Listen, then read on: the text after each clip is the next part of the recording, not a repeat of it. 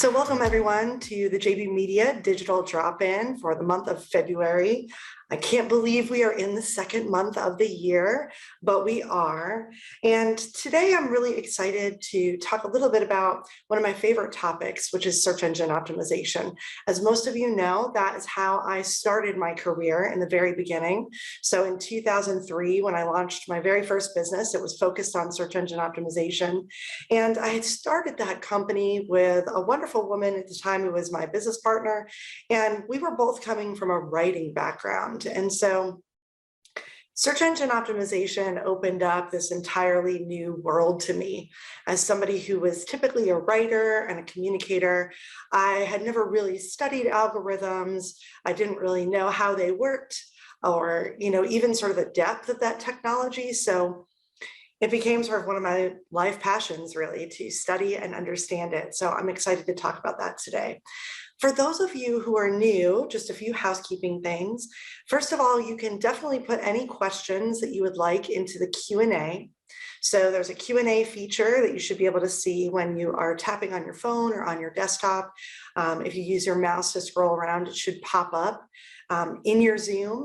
And so you can add questions there, and I'm glad to field them throughout our conversation today. Also, feel free to put things in the chat. I will try to monitor the chat as much as possible as we go along. So if it's easier for you to pop your questions there, that is fine as well. Also, we will provide the recording of this webinar today, as well as the slide deck that I'm going to share. So within a day or two, you'll receive those things. You'll be able to download the slide deck and watch a replay of this, or share the replay with anyone that you would like to. So please feel free to pass this information along, especially if it's helpful to someone. So I'm just going to go ahead and share my screen. And we're going to dive right into the conversation. And like I said, I really want to encourage people to let me know as we go along what questions you have. I'm going to talk specifically about travel and tourism trends for 2022 today. And I'm going to give you some advice that I think could be applied to anybody. We're going to talk about trends specifically for travel and tourism, but there's so much to talk about when it comes to SEO. It's really a topic that has evolved over the years as I've been in the industry. And that's kind of where I want to start. And for those of you who've been in my webinars before or taken some of my search engine classes, you know that this is a little bit of a soapbox for me, right? That search engine optimization is no longer a service that you buy. And I really just like to repeat this mantra every time I teach about SEO, because I really feel like what we want to start to understand is that search engine optimization is a mindset, it's a strategy, it's a way of approaching not just your website, but the actual business that you do. Right. And so it really has evolved from being a service that I provided in 2003 or 2004 or 2005, where basically I did keyword research and I wrote some of your content for your website. And I used all these different sort of tricks to go out and try to get links to things. There was really clear services that I provided as an SEO expert, but that world is really just dead and gone. It's a different world at this point. And so, like I said, search engine optimization becomes this approach. It becomes this mindset that you're using with your business. And I've organized it into five buckets, as you can see in this graphic, that I think are key to really improving your authority online. So beyond just SEO, just improving the authority of your website, improving the credibility of your brand, and that authority and credibility that you build over time and that you continue to improve upon, that will lead you to potentially more website traffic and more business.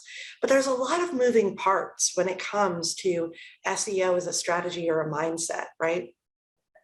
So the five main buckets that I always talk to people about are local SEO, link building, keyword architecture, markup, and usability. And so I feel like all of the different pieces that can potentially go into a really strong SEO strategy they're going to fall into one of these sort of five areas, right? And some of them are more technical, some of them are more content related, some of them are more outward, right? So link building is really focused on the relationships that you're building with other websites, the partnerships that you're creating, the public relations efforts that you're making. So, some of the things are what we call on page versus off page, right? So keyword architecture, markup, which is pretty technical, but super helpful for a lot of websites if you have a great developer to work with. Those things are on site, they're on page. Usability has a lot to do with the on-page function of your website. But link building and local SEO are really external strategies where we use outside tools to build the authority and the credibility of the website. So if you took nothing away from today's conversation, the one thing I'd love everybody to take away is that search engine optimization, it's no longer a service. Right? It is a bigger picture strategy. It is a mindset, it's a way of approaching your website. And it permeates lots of different things that you do in marketing and communications, not just your website anymore.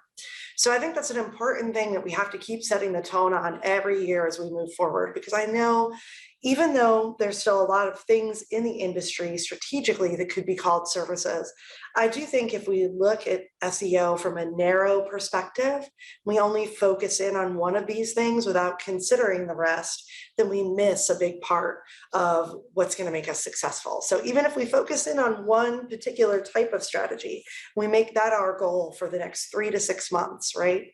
That's okay. But we just want to make sure we're always looking at that one particular thing through that lens of the bigger picture, right? It's really having a holistic approach to how we look at SEO and really understanding that it's all interconnected. So the first thing I want to talk about is current search trends. And we've talked about trends in travel and tourism in some of my other recent webinars and classes over the last year. And that's because there's been so many changes in this particular industry, right? With the pandemic and just lots of other things going on in the world as far as global news is concerned, there's just a lot of things that are constantly shifting. And of course, I go right to Google, as many of you know. And that's not to say that there aren't other systems to consider when we're looking at the data, but I certainly feel like Google has such a huge piece of the pie to look at, and they really do provide great data for free. And so one of the things that I thought was really exciting is that across the globe right now, where to travel and can I travel are at all-time highs pretty much. So we're almost back to what 2019 was, right? As we saw these major upswings in travel and tourism. So people are ready to get back to it. There's still, of course, a lot of questions when it comes to what's going on with the pandemic in different places. But I think what we can see is that people are really moving into a headspace where they're getting more comfortable with traveling. And of course, that's showing up in their behaviors. There are changes to their behaviors, but we're seeing travel really come back online. And as somebody personally who's a huge traveler, I will say, I broke in the summer of 2021 and I had to take some trips. I did everything I could to be extremely careful. And luckily I did all of my traveling without ever contracting anything, including COVID. But I feel like, as somebody who's really passionate about travel, and it's a huge part of my personal life, there is a point in which you say, is the risk worth it? So we're hitting that sort of critical mass, I think, across the globe. When it comes to what people are looking for, though, Google's really been able to show us that there are certain motivators that people have right now for their traveling plans. And so one of the first things, and this is, I think, really exciting for all of us, because most of us that work in tourism marketing, especially, we're all about the stories, right? We're all about the people that we are trying to bring to our area and about the people in our regions that we are really trying to lift up and elevate. And so what we really see is that a huge shift in how people are looking for things has to do with people being more important than the destination. So that human connection that people are going to have, the shared experiences that they can have with each other, those are becoming the biggest motivators for people to plan a trip, choose a certain place, and all of that. So I think a lot of this comes from people being more isolated over the last few years, people not having the time or the ability to see their family. And so I know for me, that was one of my big trips over the holidays, was to be with my family. And there were risks involved. Again, I did everything I could to be very careful, but I hadn't seen my mom in a really long time. And so it was important for me, even though I don't necessarily want to go to New Jersey, right?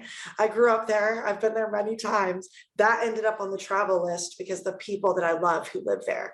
So I think when we're thinking about our marketing and in general, and we're thinking about search engine optimization, a lot of times what we want to be thinking about is search intent, right? That's the motivation behind why and how people are typing in different phrases. So we know human connection is a big piece here. And that's something I think that if you update your keyword research this year, you're going to see there's been just some shifts in how people are looking for things. Another big motivator is a lot of people feel like they are ready for that big epic sort of getaway. They want to have an experience that's very different from their day-to-day life. They want to do something special. And especially because some people didn't spend that much money over the last couple of years, they're really looking at how do they sort of escape the mundane, escape the normal, right? And even though there's, like I said, changing restrictions, there's ongoing fear around long distance trips and things like that.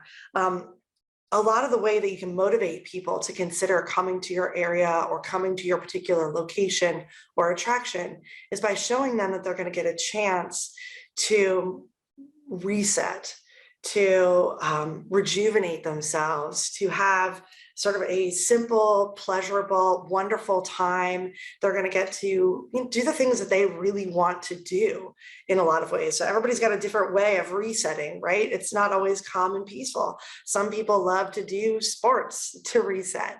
So it's really thinking about, how can we tell people that we're going to do something special and that special thing is perfect for them?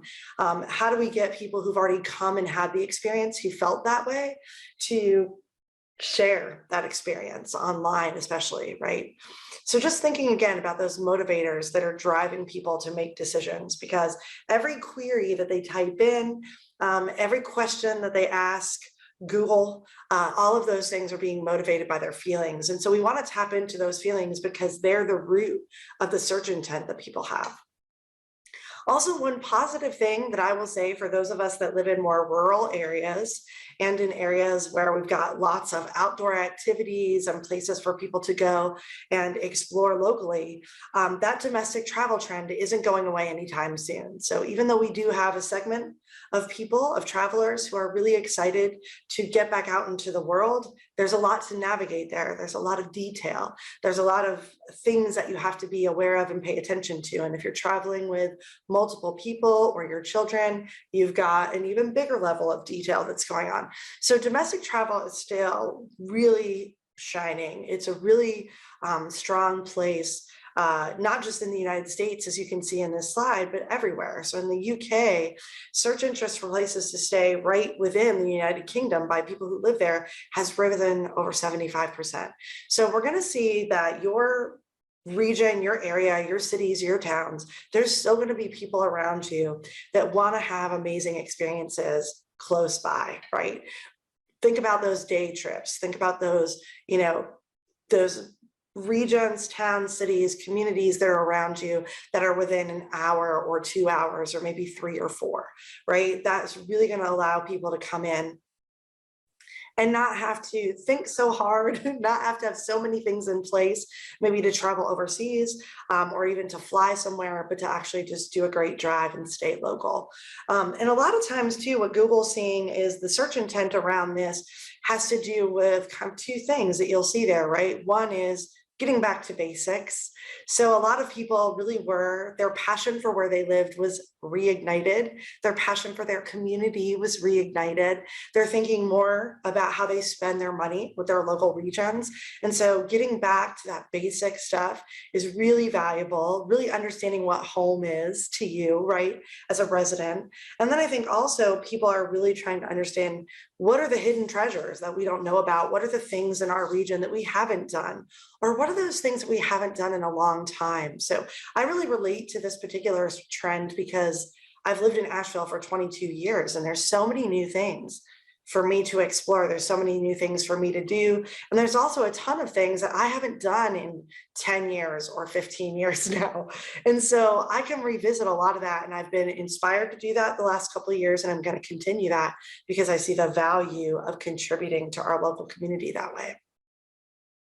Also, another trend that we've talked about in a broader view is sustainability and sort of the greening of tourism and travel. But from a search perspective, as far as what people are typing in, this is becoming a bigger and bigger sort of pool of keyword topics. So we can see from search trends that people who are looking for environmentally responsible types of travel, locations, things like that, it's becoming a bigger focus. And 42% of marketers are actually hearing this and experiencing this in real time. And so they see this to be an increasing need.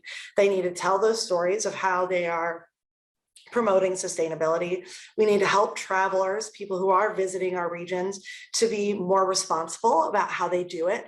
So that's something we've definitely talked about a lot here in Asheville, because we had some of our outdoor amenities get a little abused over the last couple of years. And so we really had to start to figure out, how do we get that message out before people arrive, right?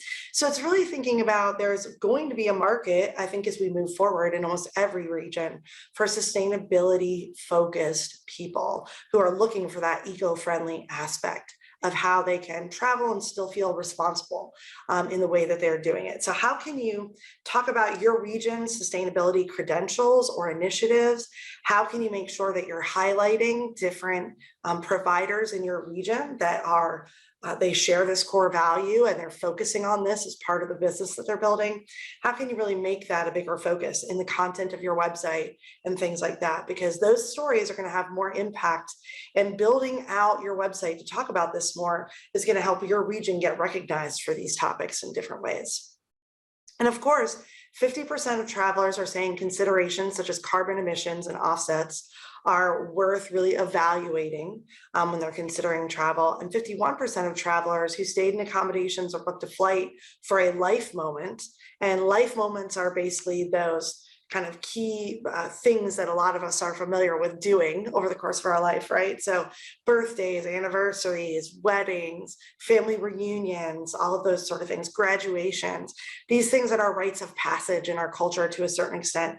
People who are making even those basic decisions, not just vacations, right? They're looking at these particular life moments. They say that sustainable and environmentally friendly options are really important when they're picking their brands. So we're seeing about half of the travel market bringing this more into the conversation and really asking themselves, how can they do things differently? So again, this is a great opportunity to expand your keyword research and look at what some of those topics are and think about how those apply to your community and how they can be talked about in new and fresh ways, right? I know a lot of people have these initiatives built in throughout their website, but I think now's a great time, especially for the communities out there that are doing efforts on this level, to really think about how they build out sections of their websites, or how their membership listings can have certain indicators depending on where people are at when it comes to sustainability initiatives, or how they can even use the sustainability or green initiatives in their region to really create editorial content right on the website that can then be shared on social media, can be turned into graphics, can be put out with press releases to really promote not just keyword recognition for that stuff, but links and traffic to that area of the website. Google also has done a lot of different studies they've released over the last couple of years, and they believe travel is going to become more and more inclusive as we go into 2022, and that there's a lot of different ways that we're going to see this impact of inclusive traveling. It's going to affect us as marketers, but it's also going to affect our culture overall. It's going to affect the kind of talent and teams that we're building inside of tourism organizations and marketing teams and communication teams. So we just see this as a huge positive, right? That we are going to see a lot more diversity and a lot more equity happening inside of tourism and travel, which I think there's a huge conversation to be had there. But we see this again in the search trends, right? People are looking for cultural engagement, and that means they're looking for regions and attractions and accommodations and activities and events that really connect with them around their cultural identity and who they are. And 3 out of 4 travelers are seeking out information specific to their cultural and ethnic backgrounds. So they are literally going onto Google and going to different websites and searching for things related to exactly who they feel they are from a cultural identity perspective or an ethnicity perspective. So, that's, I think, a big shift in what we're seeing in search trends, that people feel more comfortable looking directly for that. And I was in a great meeting yesterday about travel and tourism here in Asheville. One of the things we talked about is, how many different places now will have a Black business directory, or they will have a BIPOC business directory, or they have highlighted that in some way in their region as part of what we're talking about here, this particular trend. And so again, as we see those kind of things happening, to create something like a BIPOC business directory is an amazing thing to do. Fully support that. I think it can be a very valuable piece to your website, especially. But not only do you want to create that directory, you want to promote it, right? You want to be out there talking about it, sharing it. You want to be getting links back to that particular page of the website. And that's going to give that part of the website stronger authority, stronger credibility, but also now you're not just building a tool, you're building a tool and then using the tool to actually elevate those BIPOC businesses. So that's another thing to think about, right? How do we build out sections of our website and content on our website, not just to inform people, but to really attract them, right? And to be thinking about this search intent and how we connect into that. Of course, there's tons of other trends that you can be digging into. Those, I think, are just some of the biggest search trends that I think affect our ability to make choices about our website content going into 2022. So those links that I gave you for Think with Google and other tools like that, other articles, please feel free to explore those when you download the slide deck, because there's a rich amount of information there that we don't have time to cover today. So what are some of the core principles that you really need to be focusing on going into the new year? So some of these are oldies but goodies. You'll probably recognize them. Some of them, I think, are fresh takes on things that we have talked about in the past. So it isn't that Google has completely reinvented the system. They haven't. There's still some core things that if you've been doing them well all along, then you are right on track. But I wanted to create kind of a checklist for the beginning of the year that you could use to think about these different parts of your website and how you're approaching them. So the first thing is metadata still matters. So writing your meta titles and descriptions is really valuable, and actually writing them and customizing them for every page is really valuable. Now, if you have a large tourism website, that's going to be hard. You don't want to go page by page for 500 pages writing up metadata, right? But one of the things you can do is look at your Google Search Console, look at your Google Analytics, see the pages on your website that are getting the most organic traffic, see the pages that are ranking the highest in Google, and start with those first in making sure that the meta title and description really accurately describe what is on the page, right? And are really incentivizing people who see those results to click on them. So you don't want to edit anything that's already performing well too much. You might want to leave it as is, but you just want to evaluate the pages that are doing well, make sure everything is accurate, and make sure that if you haven't used keywords in those areas before, is it appropriate to make sure you've got some good keywords for that page in the metadata. Also, you want to think carefully about how you're interlinking your website pages. Now, in the past, we've talked about something called mind mapping, where I create kind of a map of the website, and I actually include how the pages are interlinked. This, again, is more work when you have a larger website, but you can even do it on a section by section or page by page basis. So what you want to avoid is every single page of your website linking to every other page, because to Google, that's actually confusing. If everything links to everything, how do we know what's relevant? So it's really thinking about on each page of the website, again, especially pages that are already doing well on Google, or maybe they're on page 2, 3, 4, or 5, and you want them to go up. How can we make sure that on each one of those pages, there are links that direct people to a next step? And there are links that show Google, hey, this page is about this topic. Here are some related topics, right? So really going back and looking at that. And again, you can always prioritize by looking at which pages are already doing well, and then evaluating metadata and the links on the page.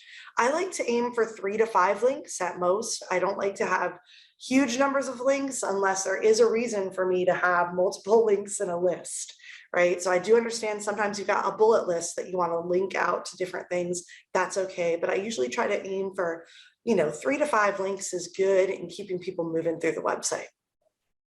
When you are adding links to your pages, a lot of times you're going to be adding text links. So make sure the text links are clear and short and to the point.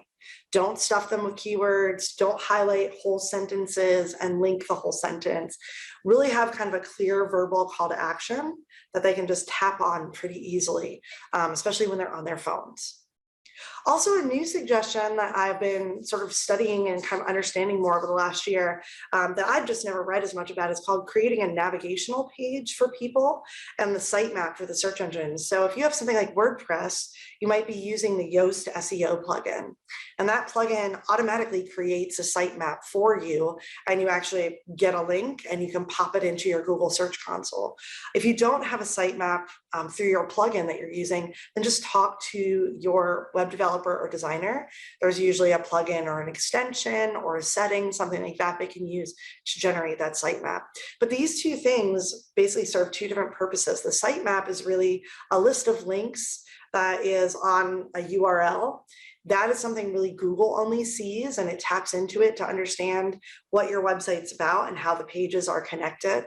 And the navigational page is often a page where you just have really clear sections to help people navigate, especially on mobile, right? Without them having to click the menu. How do we just have a great page that maybe we link to in the footer that allows them to go there and visually have buttons and things to click on that take them into different parts of the website?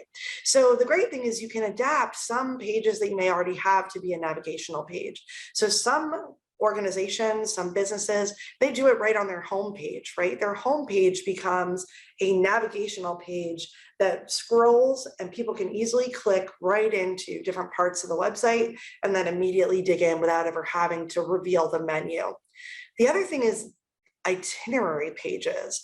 I definitely think that some itinerary pages that are built out can be transformed into almost navigational pages to a certain extent.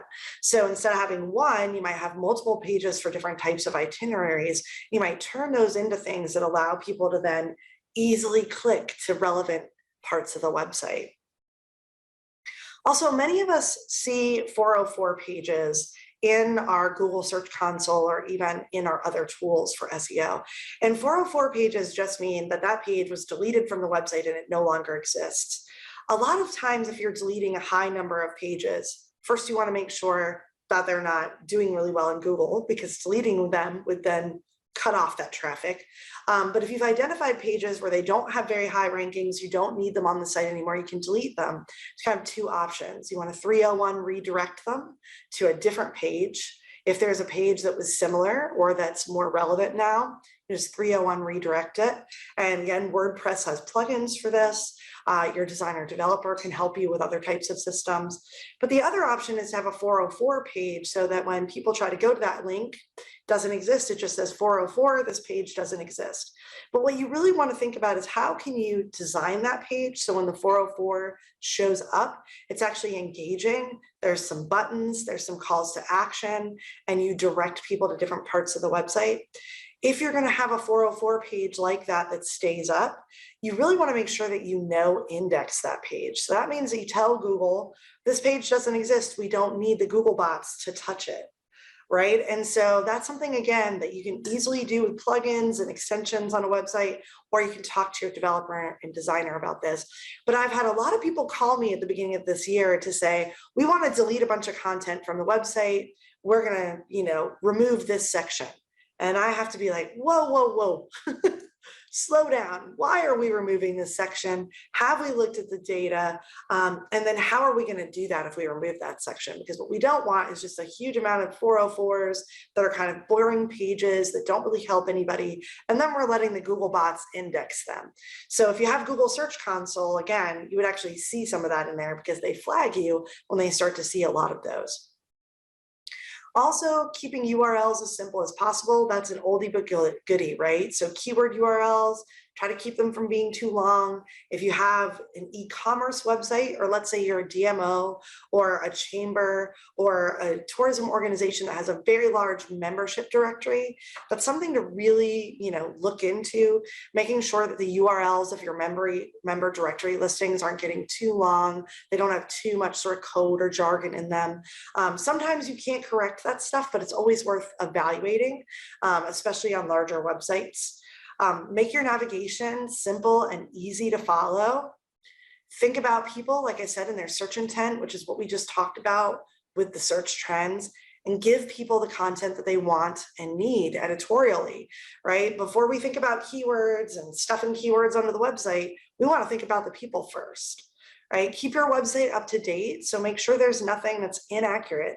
I think the pandemic taught us all that having accurate information on your website is really key for people. And so a lot of times if they find something online, they want to cross-reference that information, they're going to go to your website, and you want to make sure that your website is really up to date and clearly states, like, these are our current hours right now. This is our official phone number, our official address, our official name. We want to get all that stuff really clear for people. And then make sure your key business information, like I said, is accurate and consistent. So even if it's beyond, let's say, name, address, phone number, and things like that, we really want to make sure that if you have forums on the website, they're working. If your service list is up there, that the services are accurate. If your packages are up there, they're accurate. So anything that's old, we want to be doing that check every month to make sure we're removing things that are no longer relevant to people.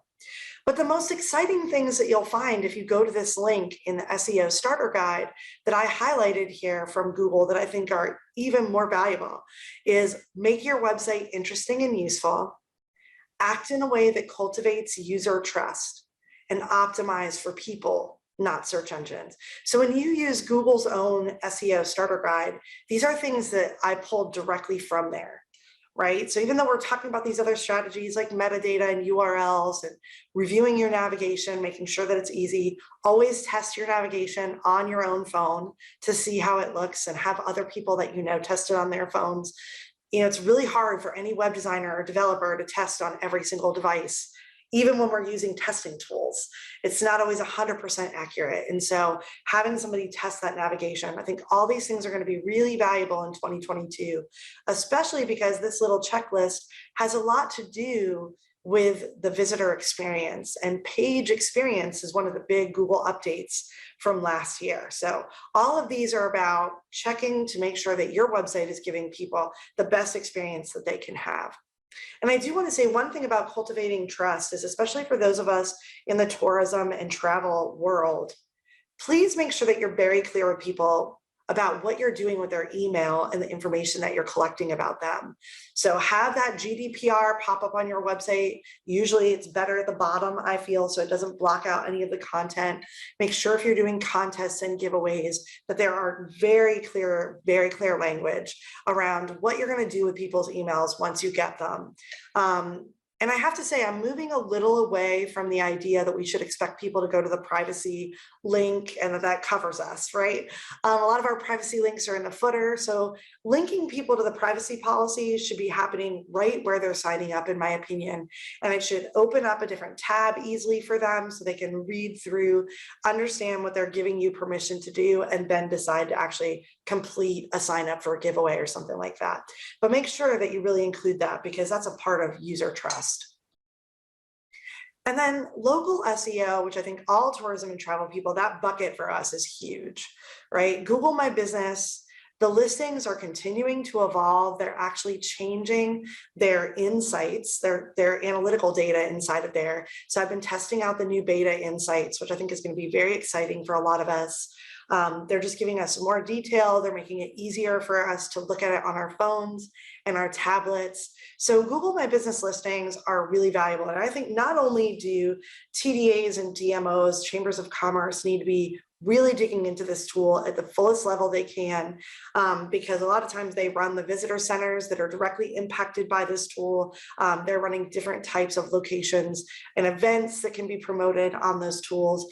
But I also think that as a DMO or a TDA, and for those of you who don't know those words, those are just the tourism development authorities or the destination marketing organizations. Those type of organizations, you want to be helping your community of local businesses, especially the brick and mortar businesses, to really understand this tool and put it into action. Because if a whole community starts using local SEO strategies together, the people that are traveling around you are going to start to gravitate towards your region. So being able to really put up photos, put up videos, things like that. It's not like Facebook and Instagram. You don't have to do it every day, but I like to get people on a monthly program of really using their Google My Business listing. And of course, outside of that, you've got things like TripAdvisor and Yelp, and even, like I said, the local chamber, TDAs, DMOs. If you're a member of those organizations, you probably have a listing there. You want to be utilizing those listings as best you can. And that just means making sure they're accurate, they're up to date, that if you can add your social media links or photos or videos or other types of content, that you do that. If you're allowed to put COVID-19 updates, that you add those in that are really up to date and accurate for people. And like I said, making sure name, address, phone number is the same everywhere. If you have reviews on any of your local sites, are you responding to them? And are you encouraging people to review you on the different sites? And I think one thing to remember with local SEO is that just because a particular platform isn't popular where you live, it doesn't mean that it isn't popular in a community that you're trying to attract. So a good example of that is, I feel like in the Southeast, Yelp is not quite as popular here as, let's say, Google is. But when I was in San Francisco just recently, Yelp is more popular than Google My Business out there. And so when I was looking for something on Google My Business, I was finding inaccurate information in San Francisco, right? And then I was reminded by the people who live there that I should probably look at the Yelp app because I will get more information. So sometimes you choose local citation sites, not just based on your region and what people do right in your area, but also what people are used to doing when they're at home. Because somebody from California might come to the Southeast and then they're using Yelp more frequently to get different information, read reviews and things like that. So this is still, I think, a huge part of the focus for us going forward, is to think about that. And one thing I wanted to remind everybody of is I did a presentation in November about, again, search intent, what is motivating travelers as well as locals who are planning different types of trips. And I just wanted to throw this out as a reminder to everybody, these three lenses, right? Who, where, and when. So when you're thinking about building content, there are three key things that people are often looking at, right? So who is it that's going on the trip? How can you help them actually plan for the people involved, whether it's just them or others? Where exactly do they want to go? And how can you highlight the where that you're located in a way that really showcases what makes it special and gives them, you know, some sort of insider tips and just gives them something that's sort of new and different. And like I said, if we look at some of those other search trends, also helps them get back to basics and really connect with people, right? How can we work that into our conversation? And then don't forget those life moments, right? Highlighting seasons, highlighting special events, highlighting holidays, right? How can we bring that when into the conversation? And my favorite quote from that class that I taught, which comes directly from the Casual Astronaut, is leverage the power of content. It's no longer about just creating a blog post or a brochure or a travel guide. It's about creating an editorial experience that reflects your location, speaks to your audience, and accounts for timing. So this is where I think storytelling, again, is a huge part of search engine optimization now, right? Keyword research still matters, but that keyword research is only valuable when we really understand the stories that we want to tell and why they're going to matter to the people that we want to connect with. So again, just a reminder to throw in any questions that you have as we're headed towards the top of the hour, but I wanted to give you some clear action steps to take away. So first, I don't know how many of you are using the Google Search Console. Maybe if you want to hop in the chat and say yes, that would be great. And I can just see how many people are using this tool. But again, this tool has taken big upgrades over the years. I have taught a lot of classes about this tool. There are many other tools out there like Moz and Ahrefs and SEMrush. tools that you pay for and are very, very valuable, especially in doing competition research and really quantifying your authority in different ways. But the Google Search Console is free. And this is just a quick, like 10-point checklist where you sort of see the different things that I think are most powerful about this tool. I feel like, this is, even though it's free, it's not perfect. Sometimes there's glitches. Sometimes you get emails you don't need. That really does happen minimally. And so these 10 things are really, really valuable parts of the tool, right? And it really, what it's going to help you do is understand, how does Google view your website? And then it's also going to tell you things like, out of all the keyword phrases that you're ranking for, which ones are getting the clicks? So which keyword phrases, which keyword topics are creating a real conversion? You're not just getting seen for them, but they're actually motivating people to take a next step, because I think learning the nuances of that can be really valuable. You'll also see that this highlights any issues you have with your metadata. So this tool is invaluable. And most of all, if you ever get hacked, this tool will send you an alert, and it will help your web designer or developer figure out how to fix the problem. So those really important security features are built in as well, which is really valuable. But if you're not familiar with what all these things are, you haven't dug into the tool to really understand that these are things that I think most of us as SEO professionals, we're looking at regularly as we make decisions about our websites. And so there's a lot that you can learn on your own just through Google. But of course, again, there's a ton of different classes out there, including our own, that will help you with this. Also, there's a great way to stay up to date on recent changes by clicking over to the Moz website. So this is just charting every single Google change that happens throughout the year. You can see all of last year's listed. I also included a great article where Search Engine Land explains some of these changes. So you might not understand every change that happens to Google, and you might realize that not all Google updates are going to affect your website directly, but it is a valuable tool to just be able to know when something is happening, so that you can be aware of it around that date. If you see changes in your organic search traffic, you can basically be aware that something's happening. If for those of you who have e-commerce sites, or you work with people in your community that have e-commerce websites, there were big changes to product listings last year. So anybody who's got product listings on Google can dig into that.